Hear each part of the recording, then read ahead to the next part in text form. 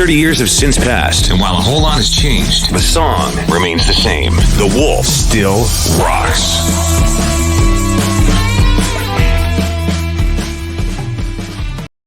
Hey there, once again, it's Brian Ellis, morning show host, 101.5 The Wolf, and we continue to celebrate the Wolf's 30th birthday.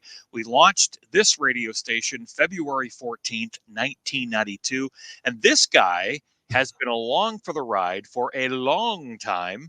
We say hello to Scott Haynes, midday announcer here at The Wolf. Hey, Scotty, what's going on? Hey Brian, yeah, I'm still doing the radio thing almost 30 years later. I mean, I remember the day that the Wolf launched. I was still working part-time. But yeah, no, I remember it well with the lights, the spotlights lighting up the sky. I mean, you could see it everywhere. And Yeah. I'm still proud to be part of the Wolf now. We had a big launch party. It was a Friday night, started at 6 p.m. at a bar that is no longer there on Chemong Road in Peterborough. Yeah. Now you did join us with the company prior to the launch of the Wolf. When did you join our Peterborough radio company? Oh goodness, that had to be back in 1989, 1990. So around Yeah, the same time that I joined. I joined yeah, in October of 1989. And yeah. as you say, you started out, you were doing part-time, weekend shifts, fill-in shifts, but you did make the jump to full-time. And what shift did you start doing when you joined as full-time? I was actually doing evenings. I was doing Evenings. Okay. evenings. Okay. When I started full time, and yeah, so I was doing six till midnight at that time.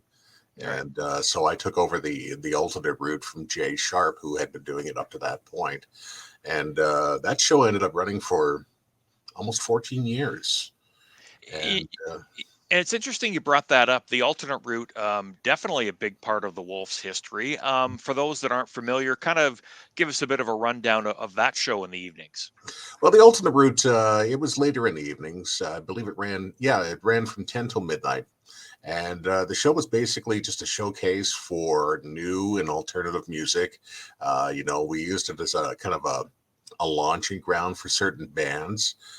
Some of the music that we played would go over to mainstream, and you would hear it, during the daytime during the Wolf. But yeah, it was just kind of a place that you would hear a lot of stuff at that time that just you couldn't hear anywhere else.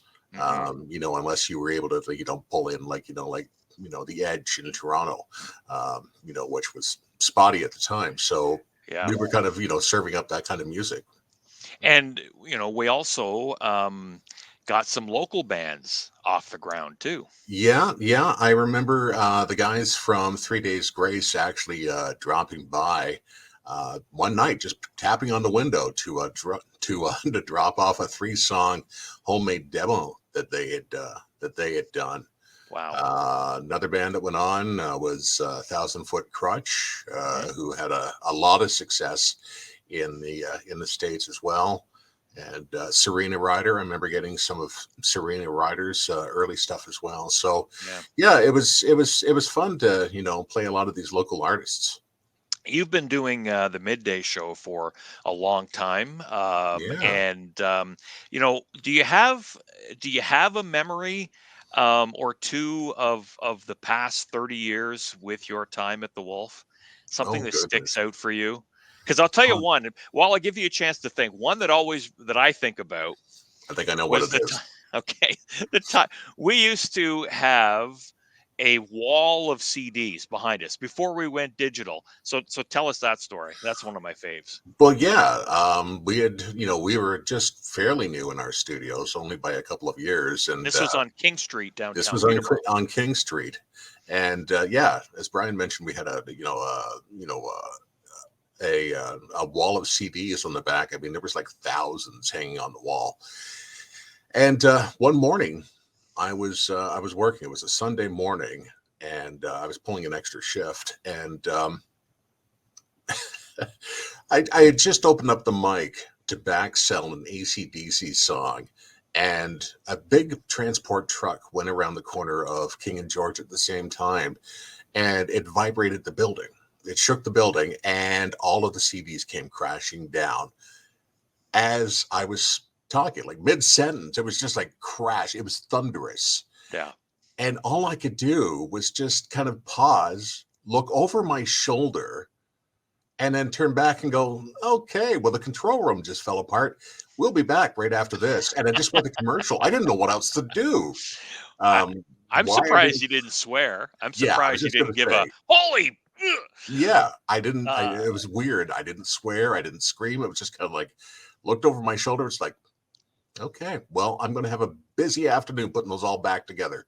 well, and it wasn't just a rack of 10 CDs. I mean, we're No, talking the whole wall was full. the whole entire thing fell. And we found out afterwards that the person who had put it up, um, he wasn't working for us any longer, not because of that incident, but he had put up all these CDs. He put up the racks and didn't hit a single stud in the wall, so it was just hanging there by drywall. Yeah, and And surprisingly, they stuck up there for quite a while yeah, until that one truck went by and yeah, shook the ground and shook the building, and then everything fell off.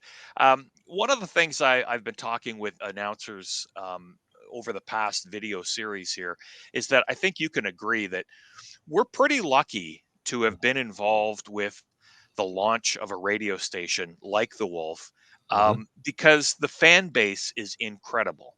It is, it is, and we hear daily. I mean, whether it's through text or calls or emails, people that have been with us like from day one. They've been dedicated listeners for like 30 years, and Mhm. it's nice that they've been with us for this whole journey.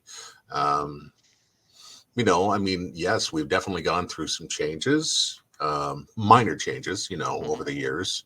Um, music's changed, trends have changed, but people have stuck with us, for that journey. Yeah, It's a nice thing. I mean, it's almost like we're part of their family, and absolutely. they're part of ours.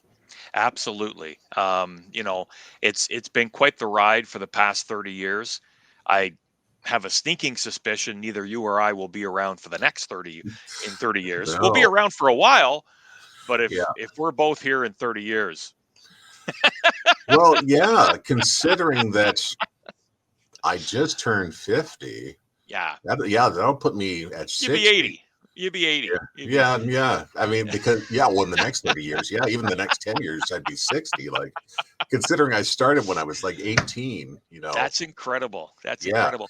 And yeah, just from a personal standpoint for listeners and those watching, you're married, you have a son. I do. Yeah, I've as I mentioned, I started here at 18. I mean, in that 30 odd year time, like I've I've gotten married. I have a 19-year-old son.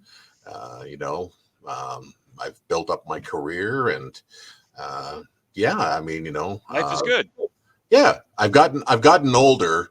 I'd say I grew up in radio, but honestly, I just got older. I didn't grow up. Like, No, no, none of us have grown up, really. No, no, no. we all love what we do, and it's been quite the ride. Scott Haynes, midday announcer here on 101.5 The Wolf, as we celebrate the Wolf's 30th birthday. We launched on February 14th, 1992. Scotty, great to talk to you, and I guess when I go upstairs, I'll see you because I'm Maybe. I'm in I'm in the control room right now, and Yeah, you're upstairs in your office. So I am. All thanks so right. much, buddy. I appreciate it. Thank you. Take care.